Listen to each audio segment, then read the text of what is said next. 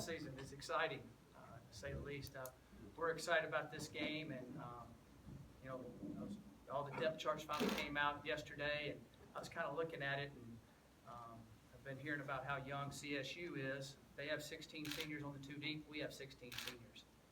We have 6 freshmen in our 2 deep. They have 4 freshmen in the 2 deep.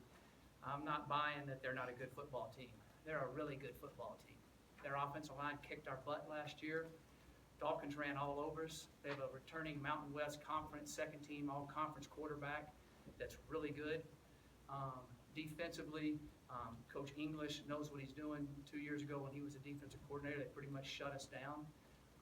Mike Bobo is an excellent offensive coordinator and head coach because he calls the plays. But Coach Friend, who runs their offensive line, I've known about for a long time. And I think they're one of the best offensive lines we played last year. I think they'll be one of the best offensive lines we played this year. The way they work together, their run schemes, they're an excellent football team. They have one of the best punters in America. They're a very, very good football team. It's going to be a tough, tough day for us. And I would say they've got just as much experience as we do. I know they're talking about their secondary, but they're all juniors. They played a lot of football at different spots. They're not like they're going out there wet behind their ears and never lined up before. Their receivers played in our game last year and made some plays against us. But I'm very impressed with their football team, watching them throughout the year last year and knowing that they'll be ready to play, and it'll be a heck of a football game. It's going to be a tough, tough, tough game for us. But our young men are excited about playing. I'll take any questions at this time. Coach, your defense made a huge improvement in the passing game last year. I think it was from about 256 yards the year before to last year, it's about 218 a game. What was the biggest difference in that unit against the pass? And then also going into this year, what gives you faith that group might improve that even more? Well, one of the things is all those kids that played for 2 years, they were going to their 3rd year. And they were better and they were bigger and they've been playing against a lot of good football teams. Number 2, we got more pass rush. We had more sacks. That's the key. Harassing a quarterback. If he's on his back or he's in a hurry, you're going to be a better secondary. If you got to cover all day long, it's going to be tough to be good. So I think that was improvement. So we've got to be able to harass the quarterback in every game we play somehow, some way. And but I do think that those guys are very athletic. I think they've had a lot of experience. Usually things that happen out there when you're young, they kind of busted. During a game, they can kind of fix it in a drive. You're not on the field, so they can kind of fix that. And you kind of see that with a point guard in basketball. When a point guard's good in basketball and he's experienced, he fixes it. He knows how to do it. The same way with our secondary, they got to all work together. I think that they'll do that again. Mac, you mentioned Nick Stevens as a quarterback at CSU, but Coach Bobo is being a little coy about who his quarterback's going to Right. be. They bring in the transfer kid from Georgia. Since you don't know, how does that affect preparation? How do you approach a situation like that? Well, Coach Bobo is an excellent head coach and been an unbelievable offensive coordinator for a long time. He's going to do what he does. And the young man that came in from Georgia knows his system. So I don't think the system would change that much. We just got to be able to stop them. My personal opinion, I think they'll play Nick Stevens. That's just me, but I don't know. But we'll be ready for whatever they do, and we've got to stop them with whoever walks out there. And, that could change in the course of the game, like it does in some games. So we're just getting prepared to be able to try to stop CSU's defense, stopping CSU's offense. And so it's going to be a tough task because their offensive line's good, and they're going to give it to Dawkins, and they're going to give it to Izzy, and here it goes. Coach, Sefo talked about what his emotions might be getting back under center. What have you seen from him in camp, and then how eager are you to also see him after so long under center? But it's exciting. I really think it's a small miracle he's back. I really do. Maybe a big miracle. As many Liz Franks as you read about, and I've been around, the doctors did a phenomenal job. Our trainers, Item Holiday. Sefo never really went home. He stayed. May semester, people go home. He was there every day.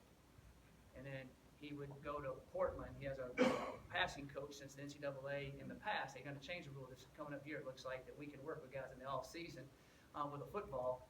He would pay his own money to fly to Portland and work with his passing coach to help keep everything going while he was down. And I think it's really helped his velocity on the ball. I think it's helped his accuracy.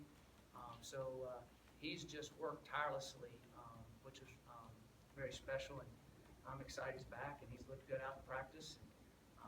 I'm looking forward to him having the year that he's earned to have. Shea Fields said he Yeah. saw Cepho with a higher sense of urgency, and Cepho up here said his focus is heightened heading into this his senior year. Do you see anything different about Cepho as he embarks on this final season? You know, hearing him answer the question, I would have thought he would have answered it exactly the way he answered it, is all of you know this, and everybody in life knows, when you're doing something you love and it's taken away, and you think, I might not be able to really do this like I could again, okay? That has to go through your mind. And then you're laying in a hospital bed, and then you're coming back, and you're on crutches, and you're trying to do, and you're thinking, wow, all the guys I came in with, all the blood, sweat, and tears, they might be gone, and I might have to wait another year. And then as it started to evolve and happen, that naturally gives you a better intensity, you don't take things for granted anymore.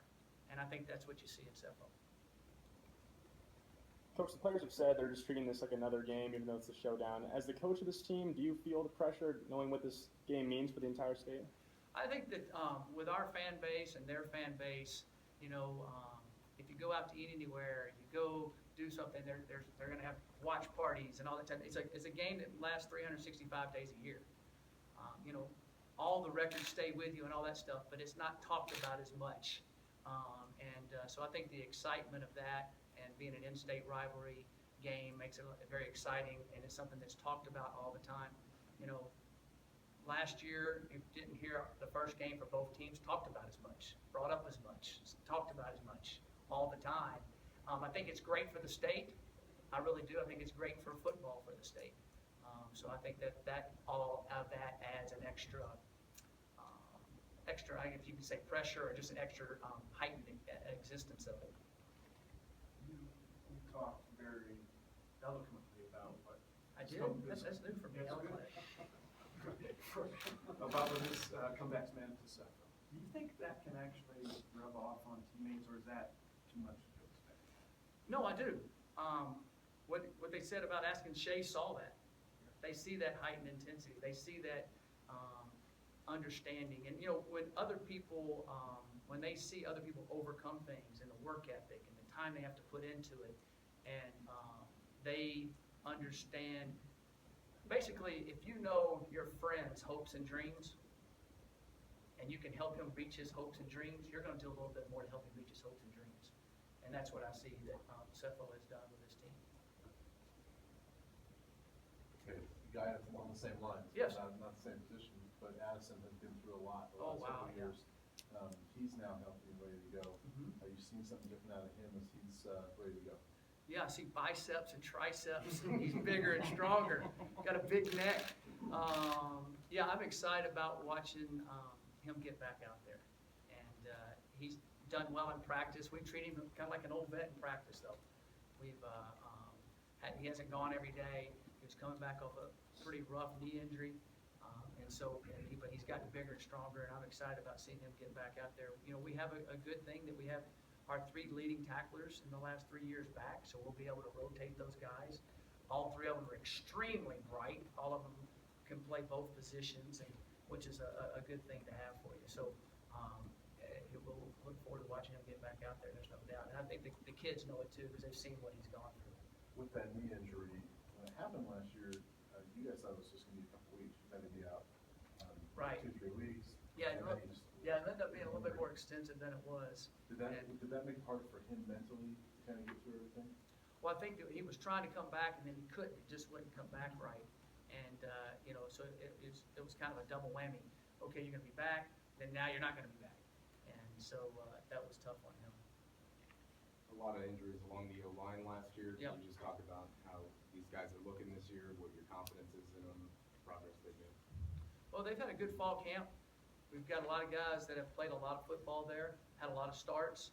So when they get out there, we'll have our 5 guys that go, and if something happens, injury-wise or whatever, we'll be able to put a guy in that has played some snaps. And I think that makes a big difference all the way across the board. But the offensive line, being able to know the calls, be able to handle the pressure, that will be a good thing for them. And they've all gotten a little bit stronger, a little bit more physical. Coach, knowing that CSU's offensive line is experienced, they're returning 4 starters this year, how does that tie into the defensive game plan of stopping Dalen Dawkins and knowing that they're probably going to lean on the run game pretty heavily? Yeah, they're going to run the football. Mike's always done a great job of finding ways to run the football. They ran it really, really well on us last year, and that was a big part of their game. And that's something that we've got to be able to slow down. I still think they're going to make some runs because they run it well and their line's good, but we've got to be able to slow it down. We've got to be able to not give up a couple explosive plays like we did. And it's going to be a tough night. It's going to be a tough night. Our D line's got to come to play. They kind of pushed us around. They pushed us around last year.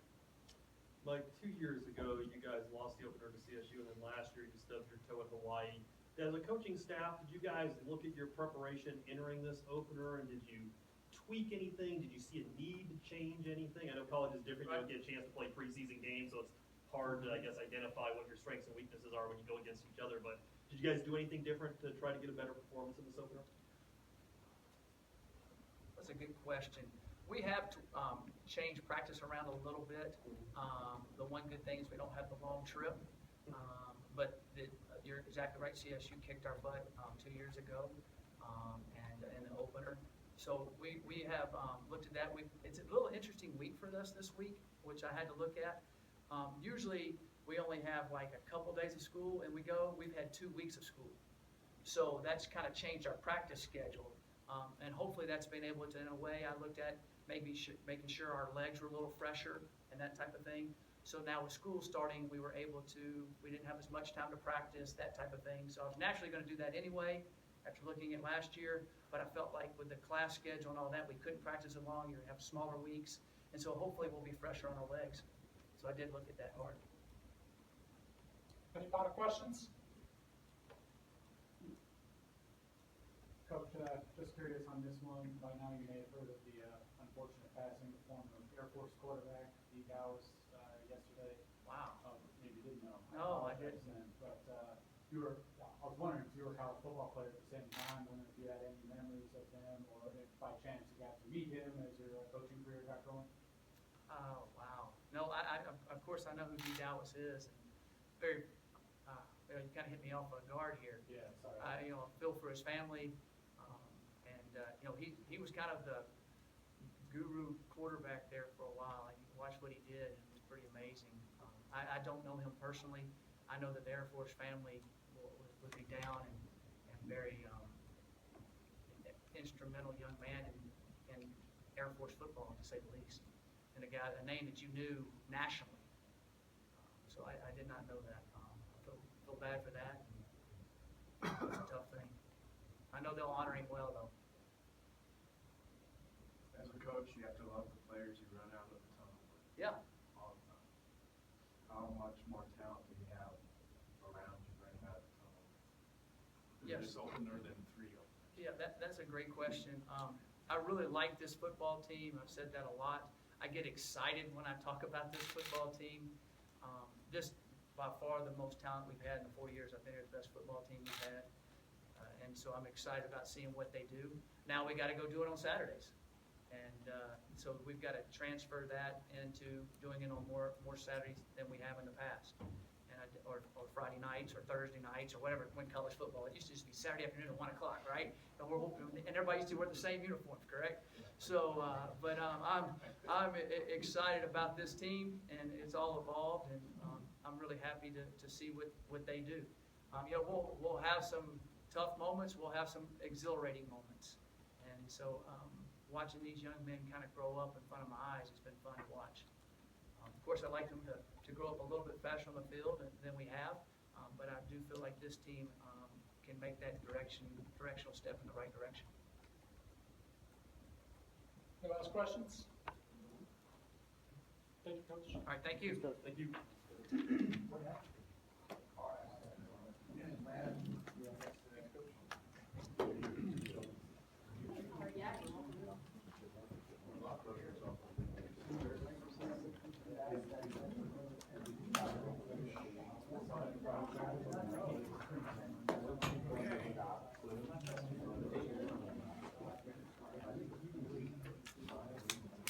Sorry. Try not to use it, I ended up not even using it, so it's made it more difficult for you. Okay.